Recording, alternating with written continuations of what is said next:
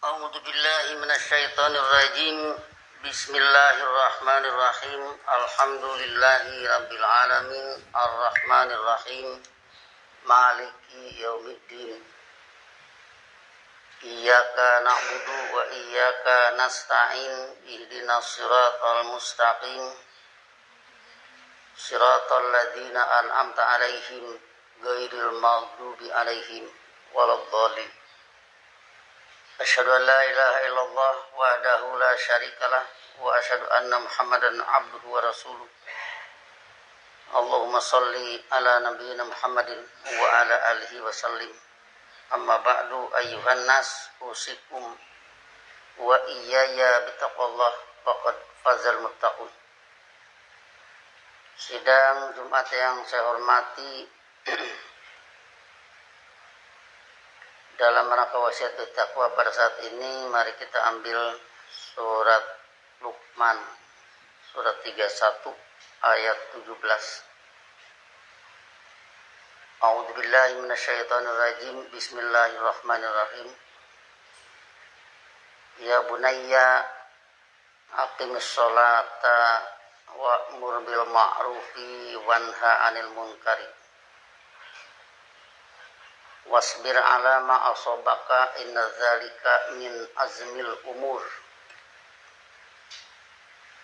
Ini adalah wasiat Nabi Luqman kepada anaknya. Ya bunayya, wahai anakku. Kalimat panggilan.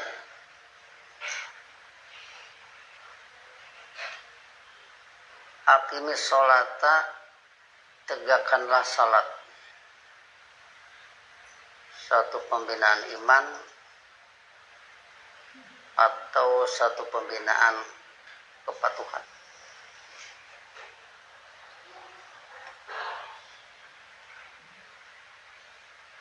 Wa'mur bil ma'rufi, serta perintahkanlah yang ma'ruf. Bisa kita artikan yang baik, atau kalau dilihat dari bentuk katanya, kata penderita ya, yang dikenal atau yang diundangkan oleh dinul Islam menjadi norma yang baik. Wanha 'anil munkar, sebaliknya cegahlah munkar. Munkar juga kata penderita sudah jadi bahasa Indonesia yang diingkari. Sama dengan yang jelek, sama dengan yang diingkari oleh dinul Islam, tidak diakui sebagai norma yang bagus.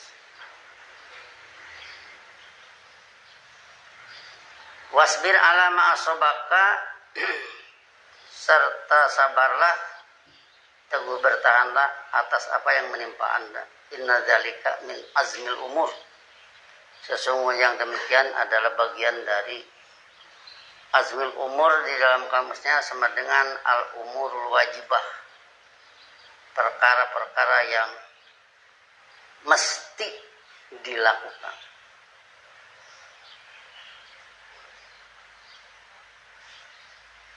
Di sini yang mau kita ambil tentang aqimis sholat. Selanjutnya masih juga berkaitan dengan itu, surat Hud surat 11 ayat 87. Qalu, mereka menyatakan, ya Syu'aibu, wahai Syu'aib, asolatuka ta'muruka, apakah sholat Anda menyuruh Anda? Anatruka,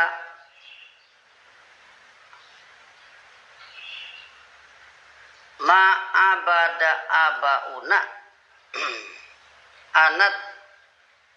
anatruka maya budu abauna. Asolatu kata muruka anatruka maya budu abauna, apakah sholat Anda menyuruh Anda agar kami meninggalkan apa yang nenek moyang kami abdi. Au an naf'ala fi amwalina manasya'u, atau kami meninggalkan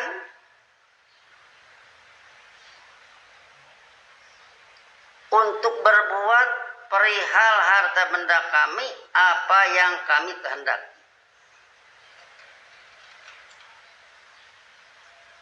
Innaka antal halimur rasyid, sesungguhnya Anda adalah penyantun lagi hidup berpedoman.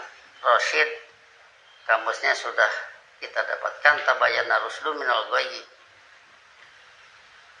Tabayyana rusdu minal ghayyi, ar-rusdu al-ihtida, hidup berpedoman. Jadi di sini yang mau kita ambil tentang sholat pada surat Luqman dan sholat pada surat Hud.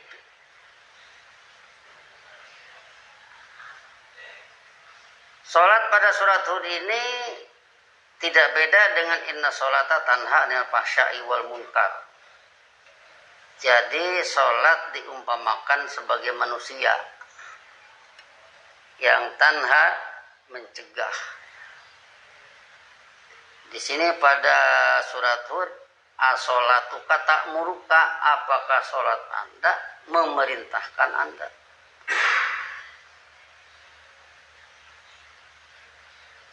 Nah, jadi di sini kalau kita berbicara sholat, maka urusannya tidak sedikit.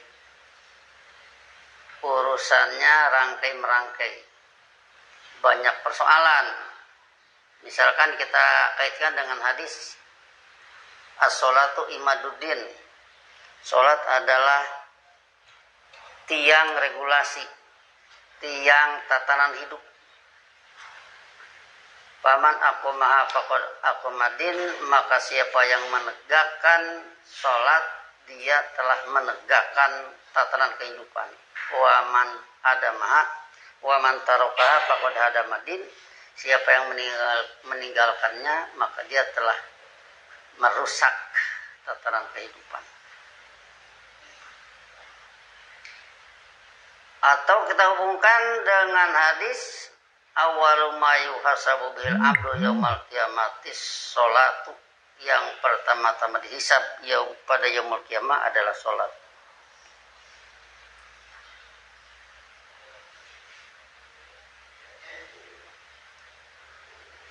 Sholat ini selanjutnya dikatakan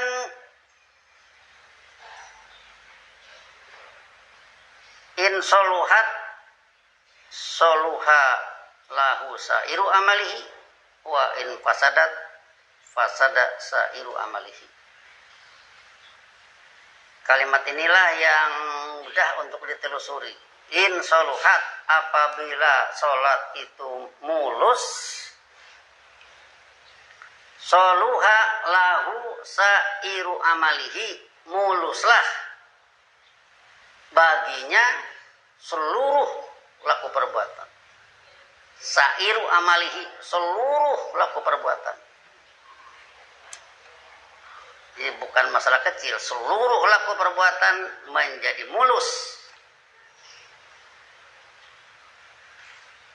Wa itu fasadat fasada sairu amalihi, sebaliknya apabila sholatnya rusak, rusaklah seluruh laku perbuatan. Disinilah maka kita tidak bisa menganggap enteng dengan sholat ini. Sekali lagi, kalau sudah menyangkut sholat banyak cerita. Kalau kita berbicara qiraatul imam, qiraatul makmum, bacaan imam sama dengan bacaan makmum. Bacaan imam harus ketangkap oleh makmum.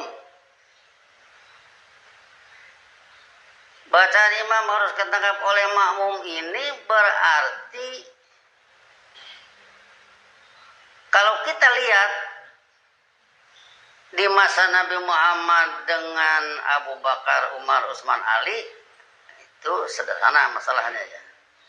Pastilah Nabi Muhammad jadi imam, Abu Bakar, Umar, Utsman, Ali pasti paham. Tapi kalau sudah menyangkut kita, ya kita, ya orang-orang sekitar kita, atau mungkin juga bangsa kita, ceritanya menjadi panjang. Untuk qiraatul imam, qiraatul makmum ini harus ada pendidikan khusus. Di sini seseorang yang jadi imam harus mendidik makmum, paham bahasa Quran, paham nilai ilmu, sehingga kaulan sakilan yang dilanturkan oleh seorang imam dalam bacaan ketangkap oleh makmum. Di sini panjang masalah, tapi memang sangat urgen sekali, sangat penting sekali. Sebab kalau ini tidak ada, maka kualitas koordinasi menyusun hidup antara imam dengan makmum melalui ayat Quran jadi tidak ada.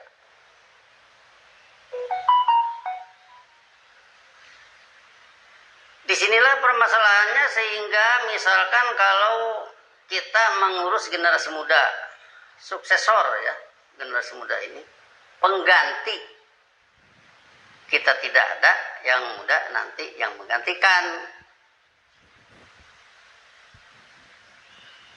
Apa tidak ada kaitan pendidikan anak muda ini dengan qiraatul imam, qiraatul makmum? Sangat berkaitan sekali. Sebab nanti mereka tidak akan bisa menangkap bacaan imam.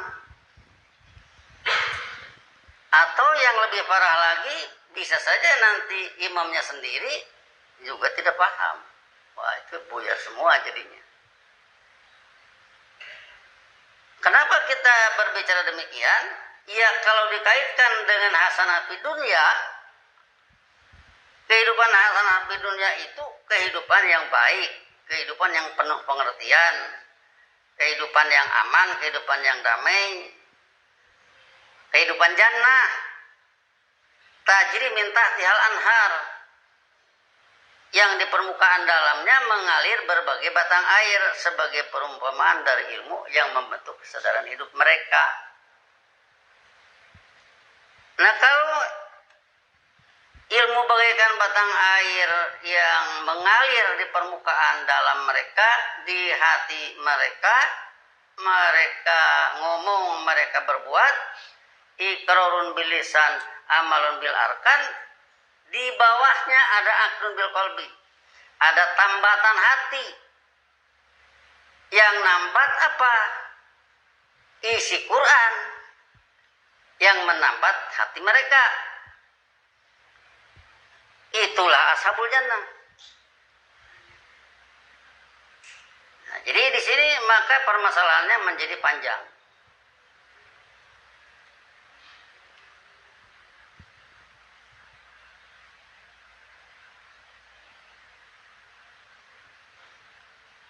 Kalau kita kaitkan dengan apa yang diucapkan tadi, asolatuka ta'muruka anatruka maya budu abauna. Apakah sholat Anda diarahkan kepada Syuaib dari kaumnya yang anti dengan sunnah Rasul? Apakah sholat Anda memerintah Anda agar kami meninggalkan apa yang nenek moyang kami abdi? Nenek moyang kami mengabdi menurut teori pembengkokan, kadzaba dan tawalla dari rasul-rasul sebelumnya. Ini yang mereka abdi, yang menjadi idealis atau naturalis dengan berbagai macam ragamnya, yang ujungnya akan mengakibatkan kehidupan nar, kehidupan baku hantam, kehidupan tidak ruhama ubainahum, kehidupan tidak makmur, kehidupan tidak adil, kehidupan banyak kejahatan. dan sebagainya. Jadi di sini bahwa sholat Anda itu dipertanyakan apakah ini melarang Anda. Kalau dijawab memang iya. Yang kedua, au anatruka au annaf'ala fi amwalina mana sya'u, atau agar kami meninggalkan apa yang kami perbuat perihal harta benda kami menurut apa yang kami inginkan. Seharusnya harta benda itu dari Allah. Fadlun minallah.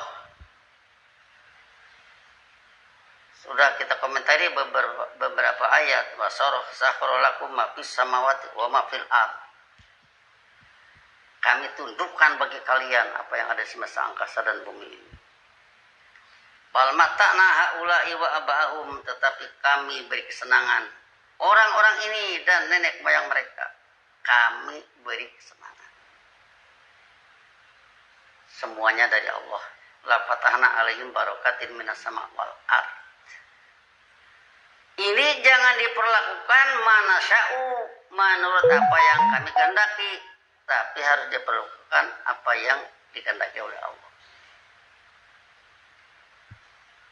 Allah menghendaki apa dengan harta benda ini, itulah yang dilakukan. Dan ini menjadi permasalahan yang kalau pada surat Ali Imran ayat 154 memang mereka mempertanyakan halana minal amri min syai'. Apakah kami punya peranan sedikit saja? Halana minal amri min syai'. Halana minal amri min syai', apakah kami punya peranan dalam urusan hidup ini? Qul, kata Allah, jawab oleh Anda, innal amra kullahu lillah. Sesungguhnya urusan semua menurut Allah. Yufuna fi anfusihim ma la yubduna laka. Mereka menyembunyikan di dalam diri mereka sesuatu yang mereka tidak kemukakan kepada Anda. Jadi ini harus terlacak. Yufuna fi anfusihim, mereka menyembunyikan di dalam diri mereka ma la yubduna laka, sesuatu yang tidak mereka dohirkan kepada Anda. Ini harus terlacak.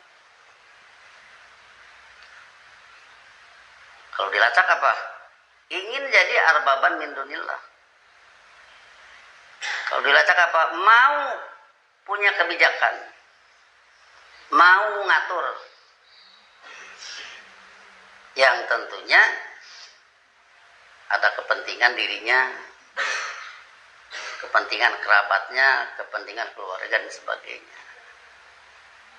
Yang itu semua kalau menurut ajaran Allah tidak bisa, harus Allah yang ngatur. Bahkan lebih tajamnya lagi, ada satu hadis yang menyatakan golasi'ru ala ahdi Rasulillah, golasi'ru fil Madinah ala ahdi Rasulillah. Harga-harga membumbung di Madinah pada zaman Rasulullah. Faqalu ya Rasulullah, sa'ir lana. Wahai Rasulullah, berilah kami ketentuan harga. Berilah kami ketentuan harga. Nabi menjawab, innallaha huwal sa'ir al-basit al-qabid. Sesungguhnya Allah adalah penentu harga. Dialah yang menghamparkan, dialah yang memegang kendali.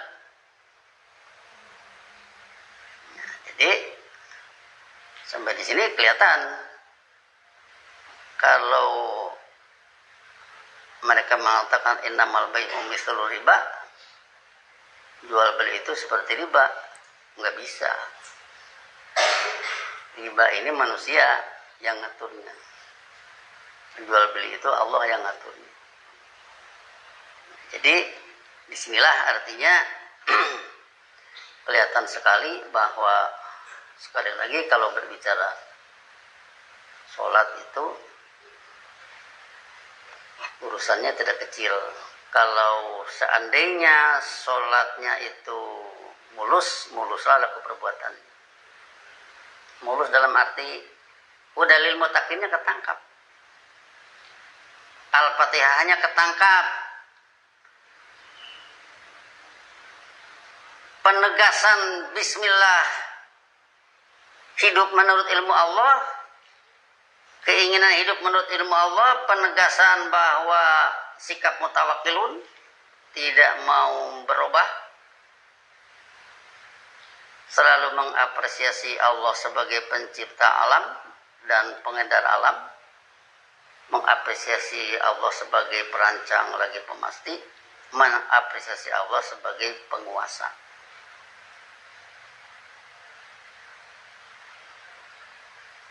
Kemudian menyatakan hanya menurut ajaran Anda kami hidup mengabdi. Kemudian dilihat dari Allahus Somad, bahwa Allahus Somad itu Allah ada yang menjadi arah dari setiap makhluk dalam kebutuhan, maka kebutuhan ini harus ke Allah, hanya Allah. Dan itulah yang menjadi terjemahan daripada wahada yang janggal kalau kita artikan wahada mensatukan, wahadahu mensatukan Allah, dijanggal. Maka mensajahkan Allah itu Allah saja yang mencipta alam semesta, Allah saja yang mengajarkan ilmu, Allah saja yang mengatur, Allah saja termasuk masalah harga dan sebagainya. Jangan ada peran yang lain. Nah, jadi sudah permasalahannya yang itu semua harus ketangkap di dalam sholat. Yang itu semua harus melalui latihan, yang itu semua perjalanannya panjang. Ya biar panjang tapi menentu. Oh nggak sampai katanya, ya biarin aja kalau memang dalam perjalanan. Wa may yakhruj min baiti muhajiran ila Allah wa rasulih fa sumajadrikul maut faqad waqa'a ajruhu 'ala Allah. Siapa yang keluar dari rumahnya dari kebiasaan hidupnya ke arah apa yang Allah suruh, kemudian mati menjemputnya, maka telah tetap kepastian imbalannya menurut ajaran Allah. Ya dengan demikian maka disinilah sekali lagi bahwa urusan sholat menjadi panjang permasalahan, baik di dalam pembahasan ataupun juga bagaimana cara ngerjain satu persatu. Ya ngerjain di dalam urusan pendidikan, misalkan urusan yasiru walatu asiru aja tidak gampang. Bagaimana supaya orang lain mudah, caranya bagaimana? Jangan yang penting asal sampai, ya orang lain sulit, ya harus dipikirkan, jangan sampai sulit, dipikirlah semudah-mudahnya. Itu juga ceritanya tidak sedikit. Dengan demikian maka perlulah kita dalam hidup ini secara fokus bagaimana agar kualitas sholat ini benar-benar diperhatikan. Sebab itu adalah awalu ma yuhasabu, atau kita katakan sekali lagi idza soluhat sairu amalihi, kalau mulus sholatnya mulus seluruh laku perbuatan, wa idza fasadat sairu amalihi, sebaliknya apabila sholatnya rusaklah seluruh laku perbuatan. Tidak tanggung-tanggung. Mudah-mudahan ini bisa terjaga di lingkungan kita. Diusahakan step by step, selangkah demi selangkah, sedikit demi sedikit, ke arah tujuan yang menentu. Barakallahu li wa lakum fil Qur'anil azim wa nafa'ani wa iyyakum bima fihi min ayatin wa dzikril hakim. Wa taqabbala minni wa minkum tilawatahu innahu huwas samiul alim wastaghfiruhu innahu huwal ghafurur rahim.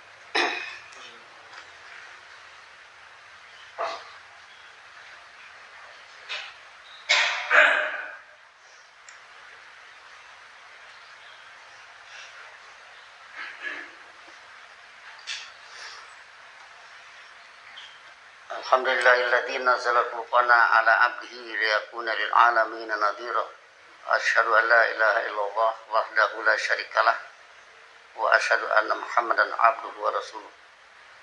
Allahumma shalli ala nabiyyina Muhammadin wa ala alihi wasallim.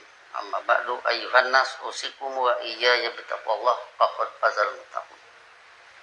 Sidang Jumat yang saya hormati, bila sudah jelas semua permasalahan menyangkut ini, ya apa yang dibeberkan.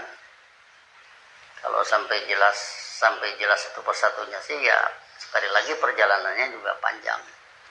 Dan ini harus tetap dijalani. Harus tetap, misalkan yang mengajar tetap mengajar. Jangan sampai putus-putus. Kalau kita berbicara hadis kiamah aja kan, inqomatis sa'ah, apabila kiamat hampir terjadi, wa fiya di ahadikum fasilatun, sedangkan di tangan salah seorang kalian ada bibit kurma, fa in istata'a, maka apabila dia bisa, Allah takuma, tidak terjadi kiamat hatta yagrisaha, hingga dia menanamnya, fal yagrisha, maka hendaknya dia menanamnya. Padahal misalkan kalau kiamatnya asar, di waktu duhur ada bibit kurma di tangan ini, masih bisa tanam. Tapi kan tidak akan bisa dipanen. Iya, tapi tanam, kata Nabi. Ini menunjukkan begitu hasanah di dunia harus dipelihara, walaupun sudah hampir hancur. Apalagi kalau ini baru prediksi, seliuran di saat ini. Tahun sekian terjadi kiamat, tahun sekian terjadi kiamat. Tahun sekian masih jauh. Kalaupun iya juga biarin saja. Kalaupun sudah jelas dekat saja, kemakmuran tetap harus dibina. Kemudian kias dari sana, kias untuk dipakai maksudnya ya. Kalau misalkan asar ini mau kiamat, sekarang duhur, ngajar satu bentuk kata, atau misalkan yuriduna ayya'budu rabbahum, ya'budu harus dibuang nunnya, tinggal waw, muncul alif karena adaan. Itu bahkan tidak usah lama, sedetik aja sudah bisa dipetik oleh yang diberi penjelasan. Setelah dia tahu, dia bisa mengajarkan lagi kepada yang lain. Apalagi yang itu, yang tidak akan bisa dipetik saja harus ditanam, apalagi yang itu. Kalau mengajar itu kan sekarang mengerti, ya 5 detik kemudian dia bisa mengajar lagi kepada yang lain. Kepada siapa? Kepada kawannya. Kawannya yang kesulitan. Jangan ngitung nanti kalau kawan saya beritahu, nanti nilai dia tinggi, saya kalah. Itu namanya tidak jujur. Kalau mau jujur, beritahu saja, biar saya kalah nilai, biarin, yang penting dia sedekahi. Seperti itu harusnya. Menyebarkan pendidikan, menyebarkan keterampilan dan sebagainya. Biar semua makmur. Kalau berbicara pertanian bagaimana bagusnya, seperti ini, jelaskan kepada yang lain. Mungkin besok saja sudah bisa dipraktekkan lagi. Oh, dia jadi untung, ya biarin aja, biar untung semua. Jadi harus seperti ini. Dengan demikian, maka kalau hal ini sudah boleh dikatakan menjadi jelas,